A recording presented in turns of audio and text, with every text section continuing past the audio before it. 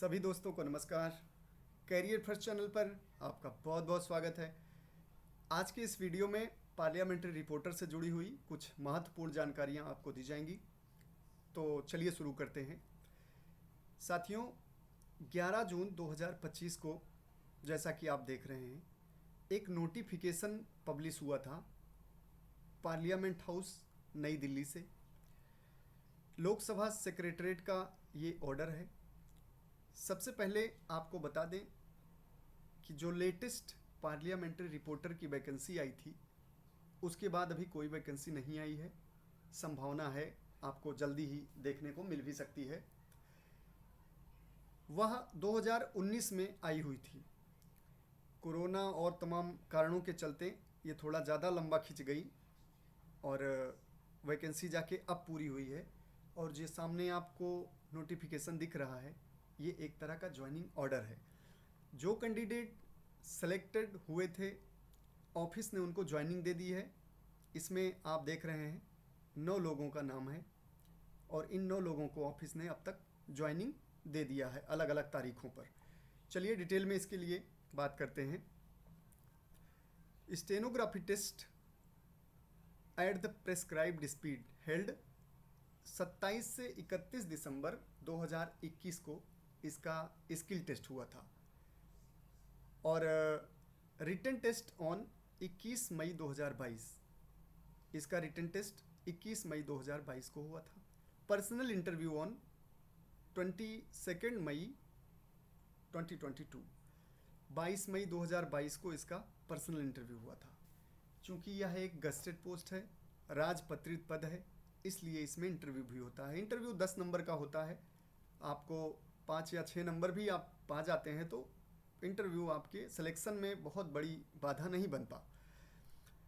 इसके बाद हम बात करते हैं, ये नोटिफिकेशन पहले तो आप जान लीजिए, ऊपर ब्रैकेट में लिखा हुआ है to be published in the gazette of India.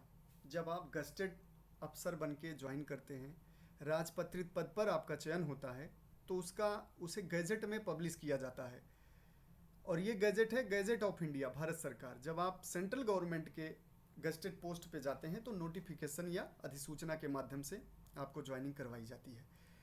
Parliamentary reporter level 10 में 7th सेंट्रल पे कमीशन के अकॉर्डिंग लेवल 10 में आपकी सैलरी फिक्स की जाती है। ग्रेड पे है 5400। यहाँ पे लिखा हुआ है, आप देखिए, speaker is pleased to appoint the following persons to the post of parliamentary reporter level 10। कहने का मतलब है कि लोकसभा अध्यक्ष महोदय जी बहुत प्रसन्न हुए इनको ज्वाइनिंग कराते हुए, कि मतलब उनको काफ़ी प्रसन्नता हुई, इतने लोग पार्लियामेंट्री पोस्ट पे ज्वाइन कर रहे हैं रिपोर्टर के। अब ये सूची आपके सामने है। 9 लोग हैं इसमें। अंकित कुमार जी हैं, 16 मई को इनकी ज्वाइनिंग हुई थी। मनीष जी हैं, 19 मई को इनको ज्वाइनिंग कराया गया था 2025, अर्थात इसी साल इसी महीने। गीता जी हैं, गीता जोशी जी, 21 मई को। इसी तरह आप सारे लोगों को देख सकते हैं। अब नीचे थोड़ा सा और आपको हम ले जाना चाहेंगे आगे। They will be on A probation period of 2 years. कोई भी आप सरकारी सेवा ज्वाइन करते हैं तो उसमें 2 साल का प्रोबेशन पीरियड रहता है। ये एक तरह से हिंदी में परिवीक्षा बोलते हैं, परिवीक्षा अवधि। पर ये मान के चलिए, जैसा आप समझते हैं कि अभी नौकरी कच्ची है, तो कुछ इस टाइप से भी आप समझ सकते हैं। इसका कोई फर्क नहीं पड़ता, बस वो 2 साल एक तरह से आपका परिवीक्षण का, एक परीक्षण का पीरियड होता है। और फिर यहाँ पे लिखा हुआ है, सीनियरिटी वगैरह की बातें की गई हैं, ये बहुत ज़्यादा मायने नहीं रखता। और ये नोटिफिकेशन है तो इसे गवर्नमेंट प्रेस में भी दिया जाता है उसको पब्लिश कराने के लिए। बाकी एक कॉपी, हर कॉपी टू लिखा हुआ है concern departments.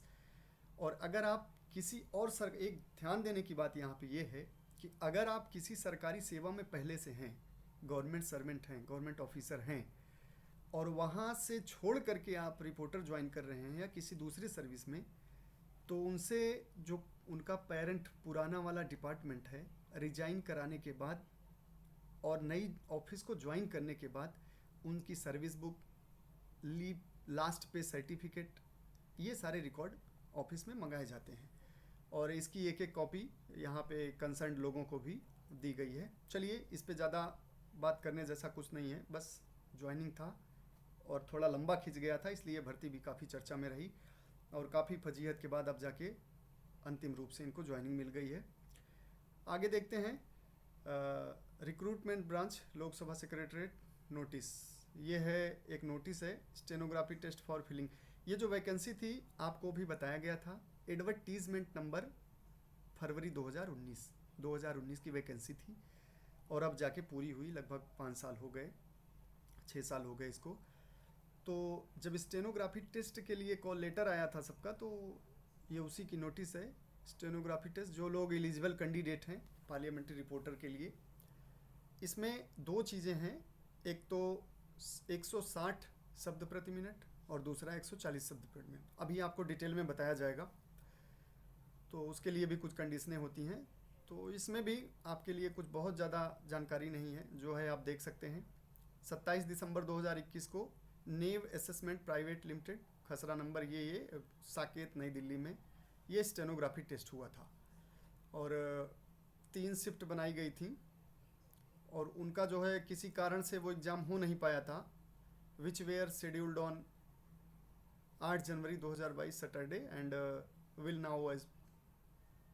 Now be held as per the following revise schedule. तो वो किसी कारण से कुछ दिल्ली में लॉकडाउन या ऐसा कुछ था वो पीरियड, उस टाइम टेस्ट नहीं हुआ था, तो उनको रिवाइज करके दिया गया था, तो उसी के बारे में ये नोटिस थी। तो इसके बाद अब आपको ले चलते हैं मेन जो है हमारा उद्देश्य, सारी एलिजिबिलिटी सारी चीज़ें समझने के लिए। अभी तक आइए उसके बारे में जानते हैं। जो आखिरी वैकेंसी पार्लियामेंट में रिपोर्टर की आई थी 2019 में आई थी फरवरी में, उसके बाद से अभी कोई पद नहीं आए हैं। थोड़ी देर में, थोड़े दिनों में आपको आने वाले समय में ये वैकेंसी फिर से देखने को मिल सकती है। तो कुछ पोस्ट हैं जो खाली हैं, अभी आपको उसकी भी जानकारी देंगे। यहाँ पे लगभग 17-18 पोस्टें अभी भी खाली हैं पार्लियामेंट्री रिपोर्टर की। बातचीत चल रही है, भविष्य में आपको देखने को भी मिल सकती है, आप लोग तैयारी करते रहें। चलिए एडवर्टीजमेंट नंबर फरवरी 2025 ये है।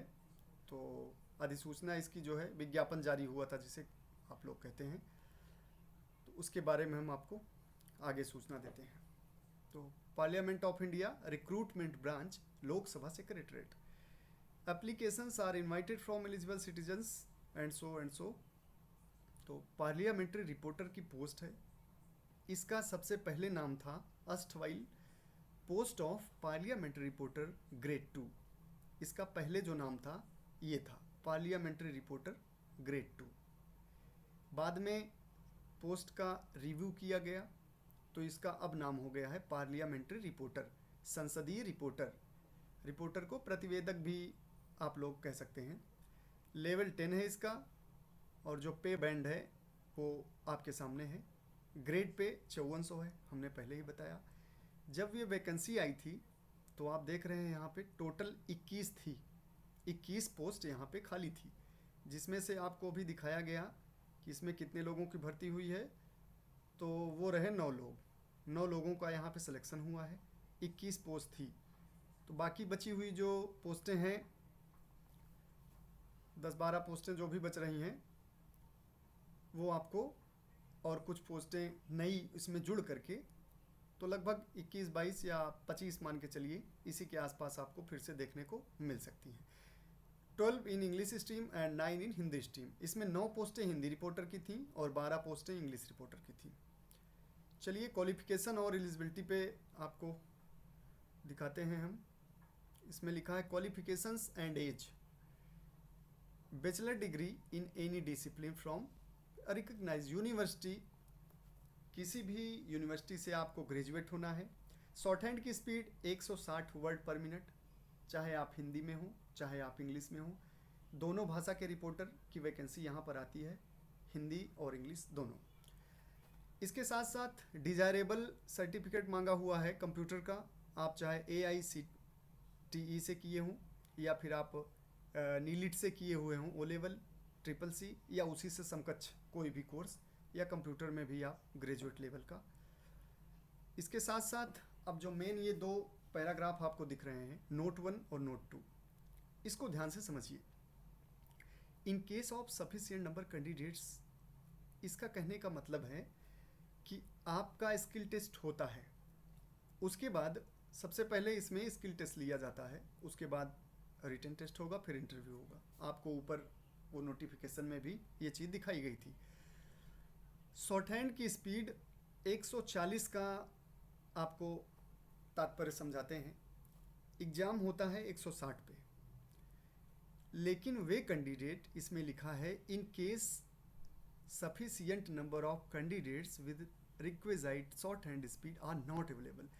अगर 160 की स्पीड पर कैंडिडेट्स नहीं मिलते हैं तो 140 वालों को भी सिलेक्ट कर लिया जाएगा, लेकिन उसके पीछे एक कंडीशन है, विद इन अ ईयर, 1 साल के अंदर उनको shorthand test at the speed of 160 words per minute. Highlight area आप देख सकते हैं, 1 साल के अंदर उनको 160 शब्द की स्पीड को पास करना होगा। अगर वो पास नहीं कर पाते हैं तो सरकारी सेवा में हर साल एक इंक्रीमेंट लगता है सैलरी में, वो इंक्रीमेंट रोक दिया जाएगा और वो उनको तब तक नहीं दिया जाएगा जब तक वो 160 की स्पीड पास नहीं कर पाएंगे। And their confirmation in the grade deferred, उनका इस ग्रेड में कन्फर्मेशन तब तक के लिए बाधित कर दिया जाएगा। नोट 2 में है, in case sufficient number of candidate qualifying the written examination and prescribed speed. Written test के बारे में है कि इसमें 50% मार्क्स जो है आप देख सकते हैं यहाँ पे, not less than 50%। Total written test में जितने मैक्सिमम मार्क्स हैं उसका 50% आपका क्वालिफाइंग है। और इसके अलावा अब एज की बात कर लेते हैं।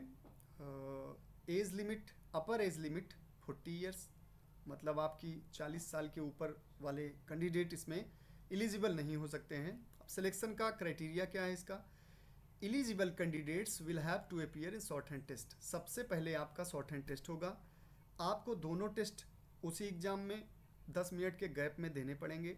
160 का टेस्ट भी देना है और थोड़ी देर बाद 140 का भी टेस्ट देना है।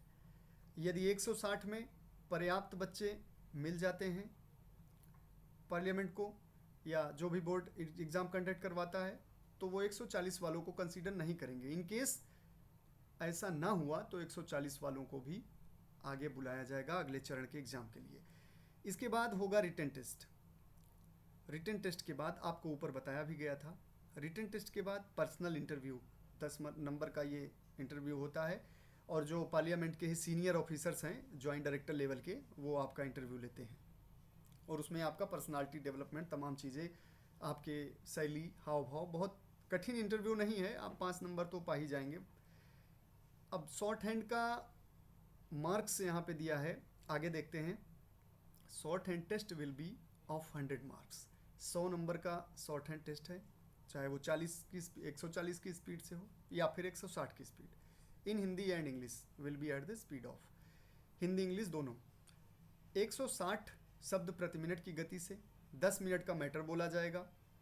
इसको ट्रांसक्रिप्शन करने के लिए 1 घंटे 30 मिनट, 160 का मैटर 10 मिनट के लिए, ट्रांसक्रिप्शन टाइम 1 घंटे 30 मिनट, चाहे वह हिंदी हो चाहे इंग्लिश हो। हिंदी के लिए थोड़ा सा समय इसमें ज़्यादा है, which includes 10 minutes for reading, 10 minute का रीडिंग करने का भी टाइम इसी में शामिल है। In case of English short hand, थोड़ा सा यहाँ पे आप क्लियर कर लीजिएगा, इंग्लिश शॉर्ट हैंड के लिए 1 घंटे 55 मिनट यहाँ पे दिया गया है, विच इंक्लूड 10 में। इन केस ऑफ हिंदी 1 घंटे 30 मिनट, आप ध्यान से समझिए इसको, थोड़ा सा कंफ्यूजिंग लिखा हुआ है इसमें। 1 घंटे 30 मिनट आपको समय मिलेगा इंग्लिश टाइपिंग के लिए, ट्रांसक्रिप्शन के लिए, और हिंदी शॉर्ट हैंड टेस्ट के लिए 1 घंटे 55 मिनट। आपको 25 मिनट ज़्यादा ट्रांसक्रिप्शन टाइम दिया जा रहा है हिंदी स्टेनोग्राफी में। अब नीचे देखते हैं पॉइंट नंबर 2, 140 वर्ड मिनट से जो आपको बोला जाएगा मैटर, वो भी 10 मिनट के लिए होगा। Transcribe within 1 hour 20 minutes in case of English shorthand. 140 की स्पीड से बोला गया मैटर, इसको टाइप करने के लिए आपको 1 घंटे 20 मिनट दिए जाएंगे। सेम मैटर हिंदी वालों के लिए 1 घंटे 45 मिनट दिए जाएंगे। आपको स्पष्ट हो गया होगा। टाइपिंग की बात करते हैं। यहाँ पे जो सबसे ज़रूरी बात है, a candidate will be consider for appointment against the vacancy in stream Hindi English only in which he qualified shorthand test. मतलब कि हिंदी और इंग्लिश में ही आप क्वालिफाई करने पे सिलेक्शन आपको मिलेगा। यहाँ पे नॉट मोर देन 5% एरर्स।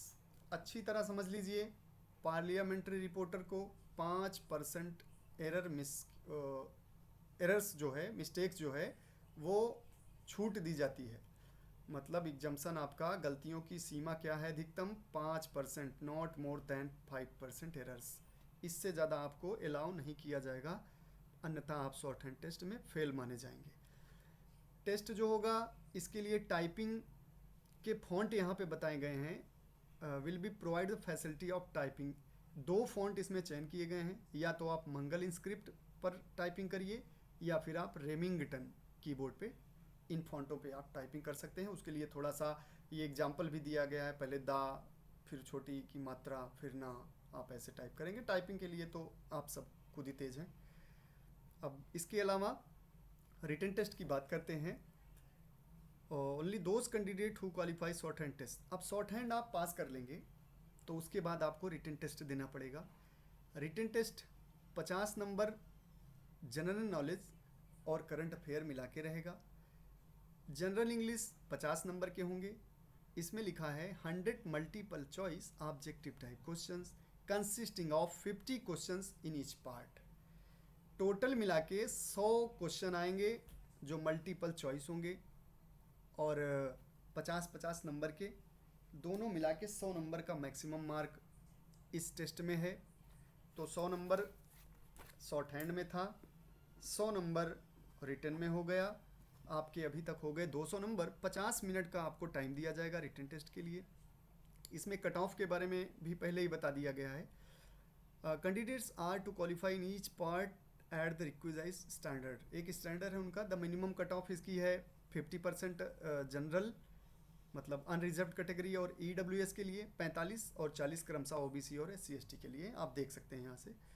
तो 50% आप 100 का रिटन टेस्ट है तो आप 50 नंबर उसमें लाना आपको अनिवार्य है। The marks secured by candidate in the written test will not be counted while preparing the final selection. इसमें कहा गया है, ज़रूरी बात है कि कैंडिडेट के द्वारा रिटन टेस्ट में जो मार्क सिक्योर किया जाएगा will not be counted while preparing the final selection list. आपका रिटन टेस्ट का नंबर, ध्यान से समझिए, आपका रिटन टेस्ट का नंबर इसको फाइनल मेरिट लिस्ट में शामिल नहीं किया जाएगा। इसके बाद नंबर आता है पर्सनल इंटरव्यू का। Personal interview only those candidates who secure the minimum prescribed mark in written test. तो मतलब उनके क्राइटेरिया पे अगर आप फिट बैठ रहे हैं तो इंटरव्यू में आप तभी पहुंचेंगे जब 2 चरण की परीक्षा पास कर लेंगे। तीसरे स्टेज में इंटरव्यू आपका कैरी 10 मार्क्स 10 नंबर का होगा ही होगा, आपको पहले बताया था। और इसमें भी सेम है, आपको मिनिमम 5 नंबर लाना ही है जनरल के लिए और 45% उसी का, मतलब 5, 4, 4.5 ऐसे नंबर आपको इंटरव्यू में लाना है। और जनरली 10 में 5 नंबर आपको मिल ही जाता है। आगे बात करते हैं, अब थोड़ा सा कैटेगरी की बातें हैं। SC/ST OBC कैंडिडेट के लिए थोड़ा सा benefit of the year category qualifying, जो भी उनका पैमाना हो उसी हिसाब से आपको दिया जाता है। और इसमें इन एज विल भी थोड़ा सा कह रहे हैं कि जिसका एज का भी है उनको भी category to occupy UR vacancies. अच्छी परसेंटेज है और अच्छा मार्क्स अगर आप पाते हैं तो देख ही लेते हैं। The SC/ST and OBC candidate availing the benefit of their category for qualifying any stage of the examination. किसी भी चरण में SC/ST और OBC को उनका जो कैटेगरी रिजर्वेशन है उनको मिलेगा। और इन एज और एज का भी उनको रिलैक्सेशन मिलेगा।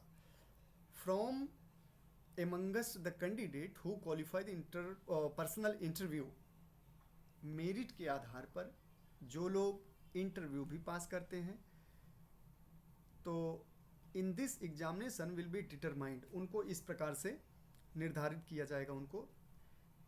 तो थोड़ा सा उनके ये मेरिट कैसे बनेगी उसके बारे में बताया गया है। मेरे ख्याल से इसको बहुत ज़्यादा डीपली आपको ले जाने की ज़रूरत नहीं है। आपके लिए जो सबसे आवश्यक जानकारी थी वो अभी तक ऊपर आपको मिल चुकी है। तो वीडियो भी बहुत ज़्यादा लंबा ना हो, तो इसको यहीं पे थोड़ा सा आपको नीचे तक ले चल के जानकारी दे देते हैं। तो ये मेरिट पॉइंट नंबर 1, 2 और जो 3 है, इसमें किस प्रकार से उनका मेरिट तैयार होती है, कैसे SC ST OBC को कैटेगरी रिजर्वेशन का बेनिफिट मिलता है, ये सारी चीज़ें हैं। और थोड़ा सा ये in case of some vacancy remainder, कुछ वैकेंसी अगर खाली चली जाती है तो जो शॉर्ट हैंड का टेस्ट 140 पे पास करते हैं, तो उसमें भी SC ST OBC को किस प्रकार से फिक्स किया जाना है on the basis of their performance in shorthand and interview. Shorthand और इंटरव्यू का नंबर जोड़ के ही आपकी फाइनल मेरिट बनेगी। तो मतलब रिपोर्टर की जो आपकी टोटल मेरिट बनेगी वो 110 नंबर होगा। इसी में आपको सिलेक्शन लेना है तो मैक्सिमम आप नंबर लाने की कोशिश करें। 100 नंबर का शॉर्ट हैंड हो गया और 10 नंबर का इंटरव्यू, इन्हीं को जोड़ के आपकी मेरिट लिस्ट बनाई जाएगी। और थोड़ा सा इसमें भी नीचे बताया गया है जो वैकेंसियां हैं उसके बारे में। अब और देख लेते हैं कैसे अप्लाई करना है। ये जिस टाइम ये वैकेंसी आई थी उस टाइम सब ऑफलाइन था, तो कॉल लेटर भी आप लोगों को मिला होगा, तो मुझे लगता है सबको हार्ड कॉपी गई होगी बाई पोस्ट, हार्ड कॉपी भेजी गई थी यहाँ से।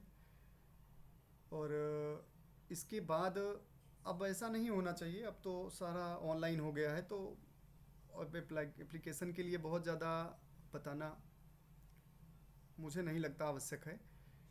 तो और देखते हैं इसमें नीचे क्या है नोटिफिकेशन में।